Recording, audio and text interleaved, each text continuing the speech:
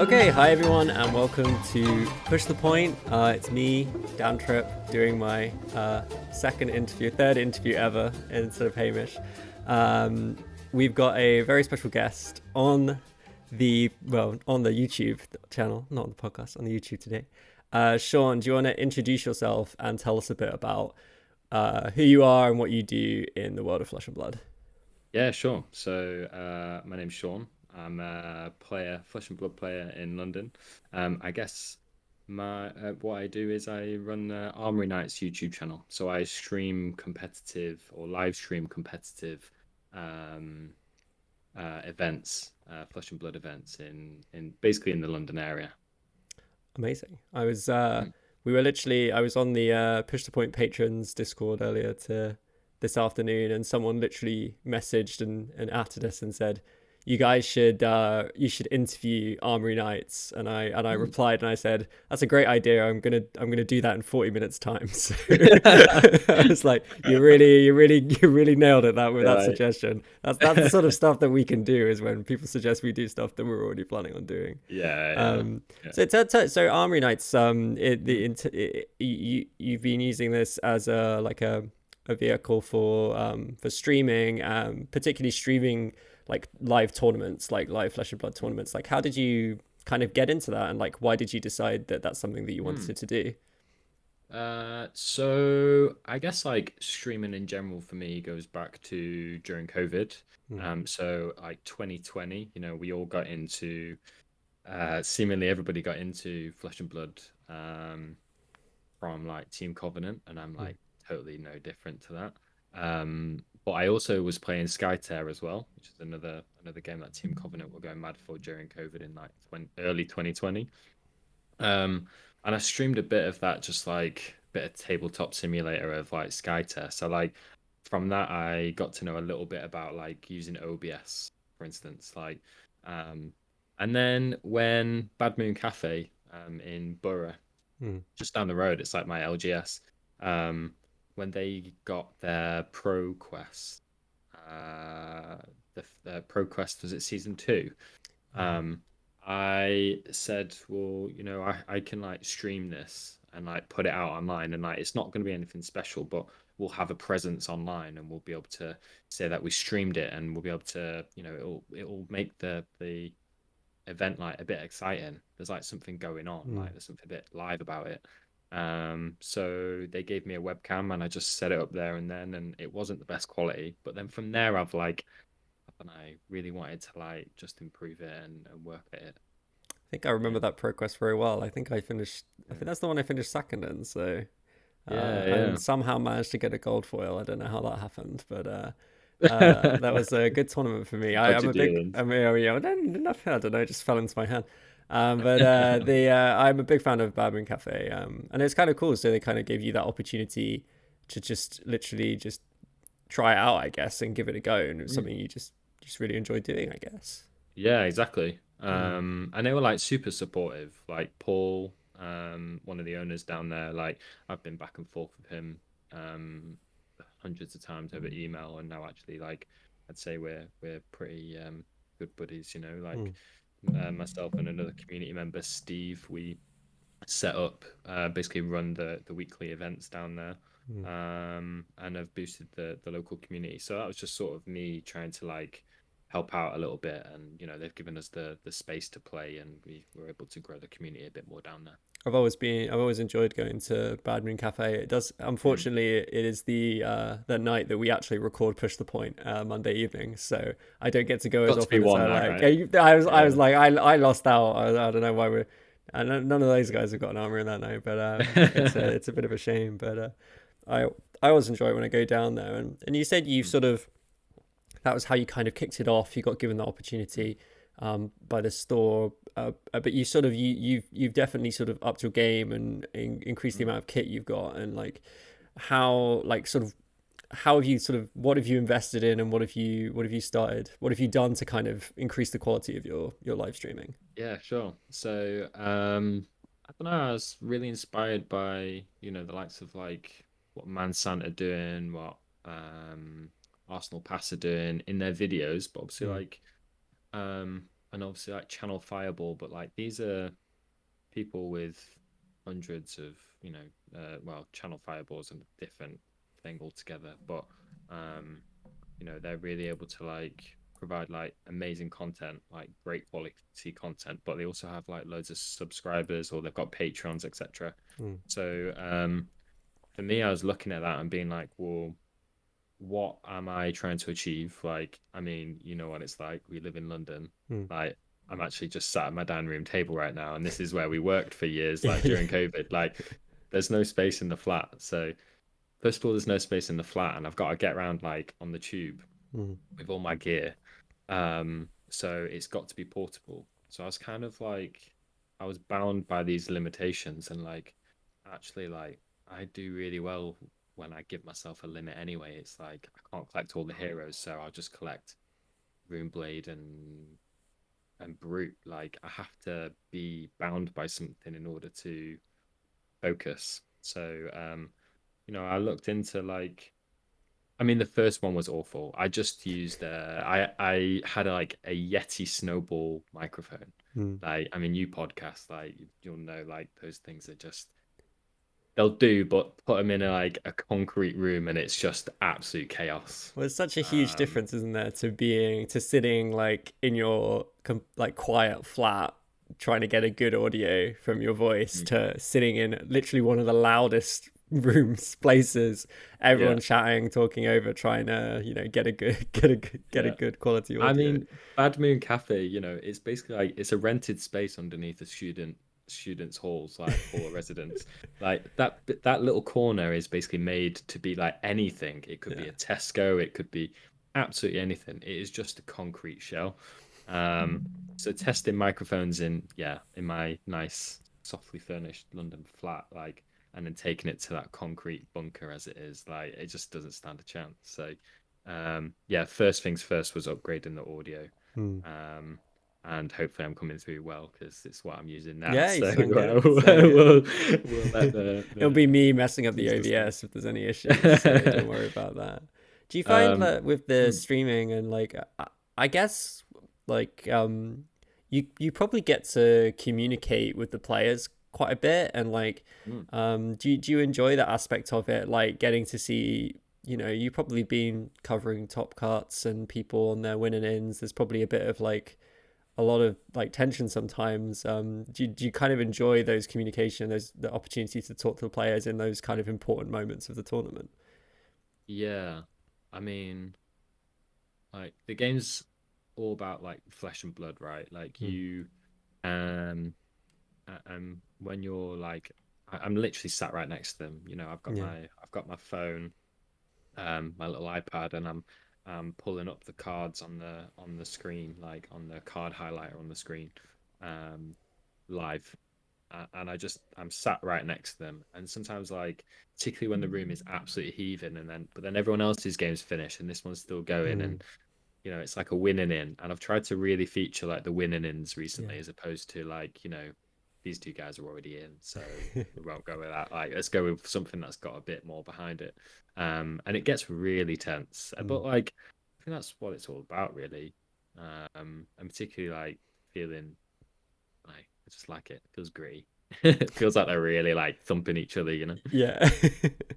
That's amazing. So like Mm, generally how do you go about so obviously you've been streaming these tournaments. Do you approach the TO, the store, and basically just say, can I stream? Is it as simple as that? Or do they ever oh yeah. approach you and ask? Like what's the sort of dynamic No, there? so yeah, the dynamic's interesting, right? Because like a store a store would love it. Like Bad Moon love it. I've done Bad Moon Cafe in London, Rule Zero in Stratford. I've been to Darksphere a couple times now. I streamed there. ProQuest just gone Mm. for ProQuest Season 3. I did Nationals as well alongside Tabletop 24, so that we had Nationals as well as the what's it called, the PTI, was it? Yeah, there's like a other On the tournament. second Yeah, day. yeah. So I had that covered as well. And like you have to reach out to them really, or that's what I'm finding at the moment. I reach out to them and say, look, I'd love to be able to do this. I want to, at the end of the day, I want to grow the game. I want to grow the community, and really foster the community, and care an awful lot about this game for some reason. But like, yeah, I have to reach out to them most of the time. Because I don't mind. yeah, I think that's fair as well, and I think, you know, it's something that I know people at home appreciate, like especially at nationals, especially at the bigger events. Sometimes just being able to sit on your sofa and watch what's going on at the tournaments is really cool. There's been kind of a lot of chat around the kind of live streaming games and the kind of service that's offered by individuals like yourself, Table 24 and Mansant, especially was where people were talking about it in terms of like, should tournament organizers be, you know, providing you with any kind of remuneration, any kind of getting something in return for live streaming? Do you have like any thoughts about that? Like, what's your sort of perspective on that kind of debate? Yeah. I mean, particularly after like the local sort of, I say local, after the recent back and forths, like, you know, Mansant went pretty public on Twitter about the sort of the money or lack thereof that comes in from providing a stream at an event. But I mean, at the end of the day, right? Like, where is the value?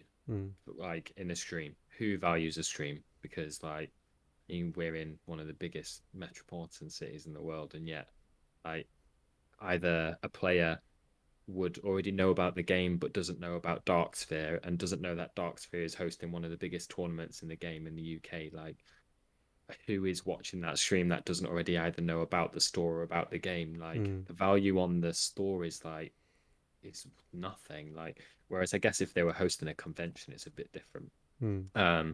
So then it would be like players, like, you know, players value it, they watch it, like they enjoy it.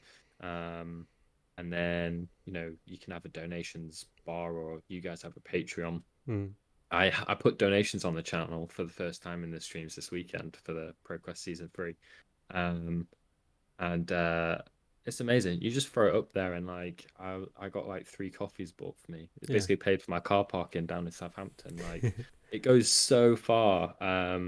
And like, although it's basically nothing, like it really does go so far. And then you've got like YouTube ads, but I'm not there yet. I've got 200 subscribers. Like, yeah, and it's kind of like a tricky one. Like, push the point. Yeah, like, We have enough subs for YouTube ads, but we just don't use them because we have the Patreon, right? Like, which is really great and supports us in what we're doing. And it's a similar situation where it's never gonna make us like any money. It's basically a way for us to, you know, maybe make some merch. Like, we got the artwork commissioned. We never would have, we still had to put a lot of our own money into that, but it made it actually feasible for us with some of the money from the patrons. So it's like being able to do additional stuff, and those donations do make a big difference, don't they? Do you guys, this is something I added to the channel, again, to the descriptions, was like affiliate links for like the equipment that you use or anything like that, you know, like Amazon?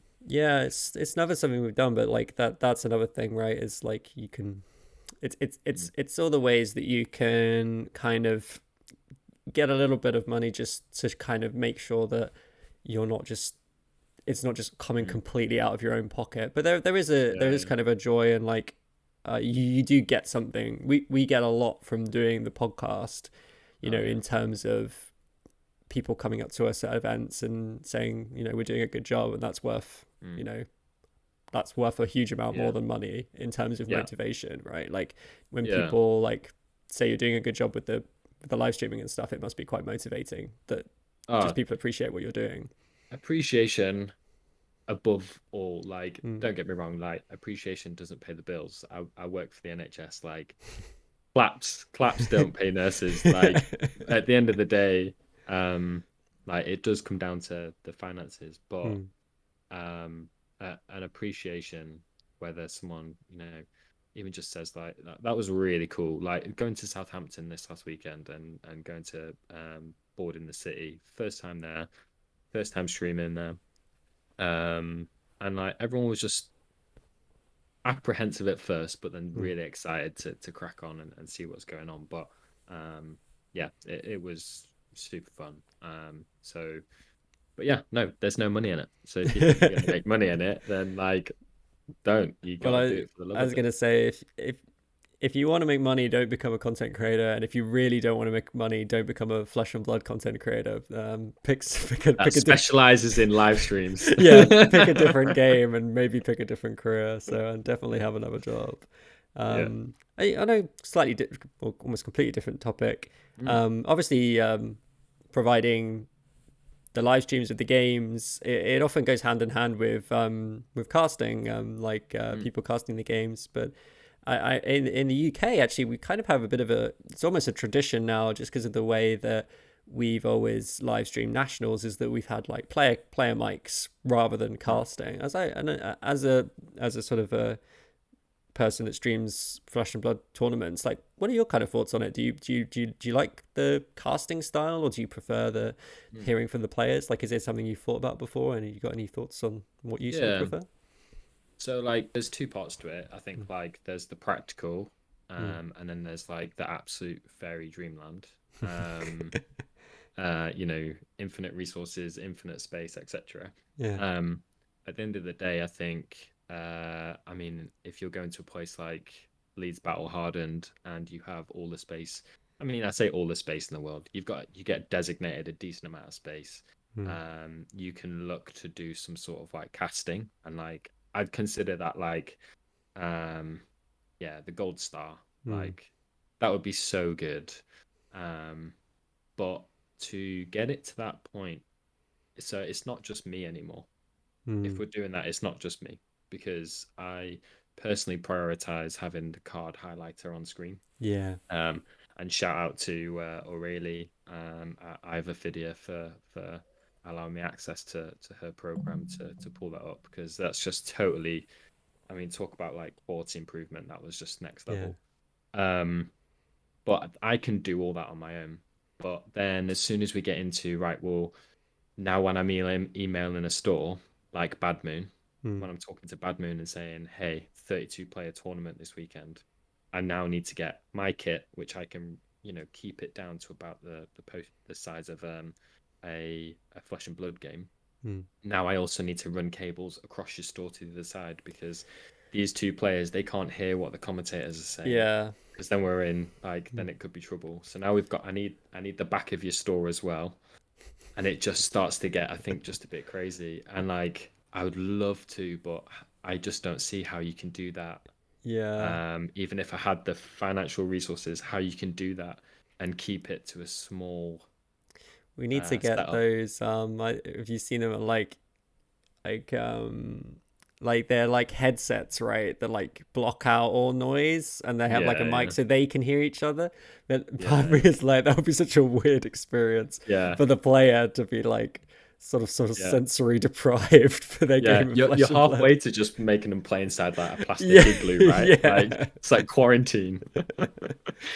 That's really cool. Yeah, it's such a young game as well. Like we kind of Flesh and Blood it didn't get really big, but it got pretty big pretty fast, and like it often feels like we're playing a bit of catch up in terms of, we expect a lot of this game that's only been around for a few years, and has only had a professional scene for kind of 1 year really, if you think it's 1 year of Pro Tours. One world. So I think we'll get there one day, maybe with some more investment from the game, if the game continues to grow. But for now, the stuff that you're doing and the stuff that we're seeing is really sort of opening the game up to a lot more people, which I think is really cool. In terms of a bit like what you did though, like where you did the stream, the sort of what you call like remote casting. The Polish, was it Polish nationals? Yeah, and I think that's one of the kind of ways you can do it. There's obviously a lot of technical difficulties with that as well, but at least it means that your casters aren't in the room, so there's no issue there with them overhearing it, and that was an amazing experience. And I've always thought it would be really cool for like next year that maybe we get like some guys from Poland to cast like UK nationals, and some guys in the UK to cast Polish nationals again, kind of do like an exchange sort of thing. Yeah. No, it sounds nice. Yeah, it was cool. Like it was cool. Just going back to sort of you with the channel, and what's your kind of like, what do you kind of see as like your long-term goals with the channel? Like what would you like to do? What would you like to achieve with the stuff you're doing, like in like a year's time or 6 months time or something? Well, like I guess like the journey really so far has been about like getting the quality there to a point where I'm happy with it. Like I've been really fortunate with some of like the recent additions. Like I upgraded to these really small but stocky little shotgun mics. I traded in half my collection for to upgrade on my on the camera. So I upgraded from the Logitech camera to a Canon M50 Mark II, which if anyone knows anything about cameras, it's basically your, what would you say? I guess like your off-the-shelf YouTube vlogger camera, but it works really well, and it's very light. It's great. So I got that. Santa brought me a nice new tripod for Christmas. So it's all about like, I really like a project. My partner and I had our civil partnership last year, and I just planned the entire thing. I absolutely loved it. But yeah, I just love like a project. So to me, this is the project, and I want to make it, like I say, as best as it can be, giving the limitations of, first of all, space, practicality, like carrying it across London, and finances, really. So I'm sort of I'm limiting myself, but at the same time, I can shuffle around in this space and try and make it as best as I can. But also like to build the games community, right? Like that's why we all, like, you guys have got the podcast, like I'm doing the live streaming. Like we want to build this game into, we love the community that we've got, but like it could be so good. Like it is good, and yet it could, imagine like the difference that it's made to my life. Like imagine what it could do for other people as well.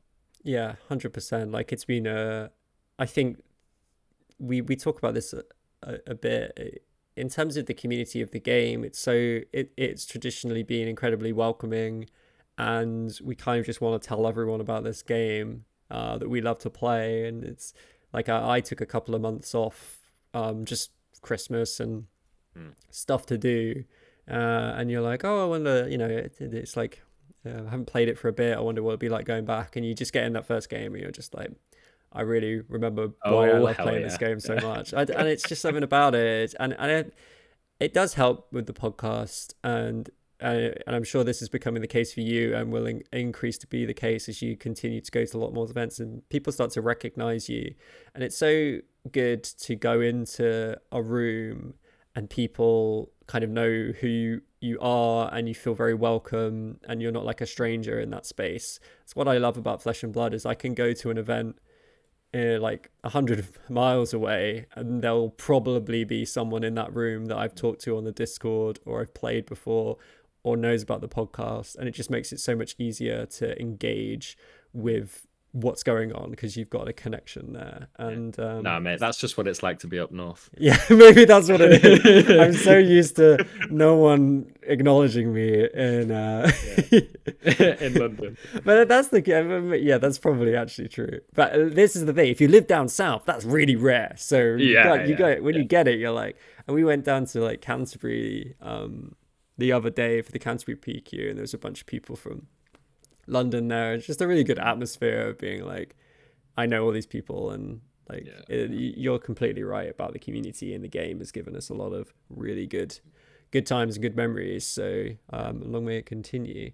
I wanted to finish up with just a question for, you've kind of lived this, but I'm sure there's people out there who might have a local scene. Like obviously in the UK, it's, we're quite close to each other. You might be out there, I know, somewhere in the US or in Europe, and you've not got anyone covering your events. There's no one streaming it. Like if somebody just wanted to start streaming their tournaments and putting that out there for people to watch, like what kind of advice would you give them like to do so?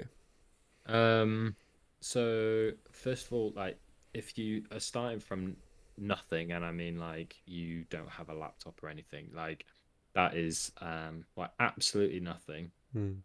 The laptop is so important, like if to have it being portable, to have it with a bit enough firing power. I mean, I'm more than happy to be open about what I have, and like it's something I in my affiliate links and stuff like that. But I've got a Lenovo Legion 5 laptop, and like it really packs a decent punch.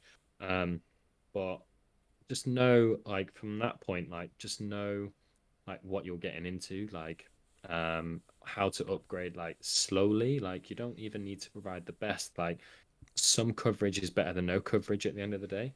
And like we want to see what, I don't know, like the south of France are playing. Like we want to see what like the arse end of like somewhere in Italy is playing. Like it's so interesting to see like all these weird little metas that might be happening that we have no idea about. So I think like just being organized as well. You can walk into a place.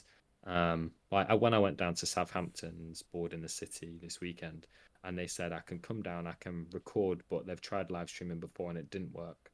But I turned up just thinking, oh, I'll just record, ran a quick speed test, and I was like, I think we can go live with this. Like, I think we'll be fine. Went live with it, experienced a couple of issues, worked through it. That first game, the card highlights were just like, I was not paying any attention to the game. Like, I was just like fighting with things called bit rates. Ping, mate, stuff that like I don't know an awful lot of technical stuff, but like I can watch a couple YouTube videos and just figure it out. And like, so just be curious, just be patient with it, and I think like, I mean, I just enjoy it. I'm here for the journey. I am here for the project of like, oh, my audio needs a little bit of an improvement. This needs a bit of an improvement, but at the end of the day, I think being open and honest, I tallied up what I spent the other day when I was looking at, particularly, I sold off a Runeblade collection in order to upgrade my camera. And I sold, things like I had a Rainbow Foil, like I have a Fidia, my precious, my Rainbow Foil shard. Don't need it. I need a new camera. So yeah, I sold off my precious Runeblade collection, my Viscerai that I top 8'd season 2 of ProQuest twice with. That's I remember that's my biggest mate. Those were the heydays. But yeah, so in total, I think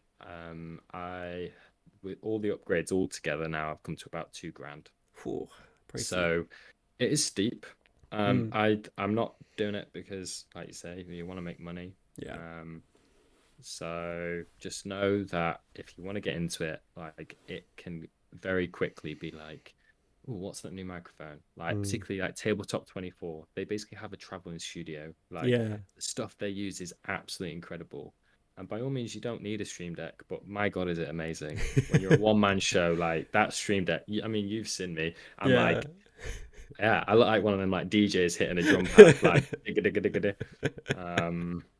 So and it's the thing, right? There are so many great games going on that we never get to see. Like we were so lucky at Polish Nationals to see that Azalea Oldim game, and just how close this Azalea player got to like OTKing, well not OTKing, but one turn, like the last turn of the game, KOing this Oldim from 40 down to 0. And it was just, that's what streaming can give the community, is access to these. We know there's these incredibly close, amazing games going on all across the world during these ProQuest seasons, these RTN seasons, and the more people that are streaming, the more chance we get to experience great games like that. So, and like, how many times do you hear someone like, we all love it, we all have a story of like, mate, I played a feast, Savage Feast, then I popped my beating trackers. I went claw. Like everyone's got that story where they just like dealt like 30 damage and their opponent, you intimidated their entire hand and they just took it and you won, and you shouldn't have won. Mainly because you're Reinhardt. But because it just wasn't on the cards, and yet like imagine if those games were like streamed more, like you could watch them and just soak Yeah, it up. or Like, the beast within, and then 6 defense reactions off the top, which I was lucky enough to witness at the weekend because I was sat right next to it, but no one else yeah, got to I see. think Well, I saw, the players got to see it, and I got to see it, but that's about it. yeah, I think yeah, I mean, massive shout out to Dan Green for that one. Like you can't even be ashamed of that. It was Like it was just it happens. was lethal. It literally went from 6 health to 0 health. It'll be But this is what we want to see, right? Like yeah. these are the clips that we don't get to see, and it happens I don't from. know. I think Maybe I Dan think doesn't want Dan, to see it. no, Dan would retire. I think like he'd be publicly shamed. We got him a drink. Well, we took him to a bar after that, which I think probably helped. Yeah. He deserved it. Sean, before we finish up, firstly, thank you so much for talking to Push the Point. This has been super fascinating. What's the sort of like? We'll obviously include all of your include Armoury Knights in the description below. So if you want to check out Sean's channel, please do. Like, what sort of places can we find you? You're on like Twitter and YouTube and everything. And yeah, so I'm on Twitter, same handle, Armoury Knights. I'm trying to be a bit more active on there. And then I'm on Discord as well. So I'm on the UK Discord. I'm the little beast within I, so you'll spot me as the person who gives you the at everyone notification every Sunday. The events. People probably know you more from the events. They'll know me from that. So that's me, and I'm sorry. But no, it's like the you most can also useful thank thing me ever. for getting you into the game because a lot of people have. And yeah, so hit me up, And especially if you are new to like streaming and you don't know anything, you don't know where to start. Like, please, I have this information that you don't have, and I'm sure you have information I don't have, and I'm more than happy to talk to people and we can learn from one another. So yeah, and from anything. And from up from Push the Point side, like if you're watching a stream anytime soon, it doesn't have to be Armoury Knights, any kind of stream. If you do see, if you've got the disposable income to maybe make a small donation, I'm sure it goes a long way. But like as me and Sean were saying earlier, like just saying in the comments that you're enjoying the stream and you love the setup, that goes a really long way. So I hope people in the future will be kind with their compliments or be free with their compliments for the work that you're doing. And even feedback, feedback, please. We just want to make this the best that we can for everyone playing the game and watching at home. Like, we just want to make this great. So yeah. Sean, thank you so much for joining us today, and thank you everyone for listening, and we will see you next time. Yeah, thank you very much. Goodbye. Bye.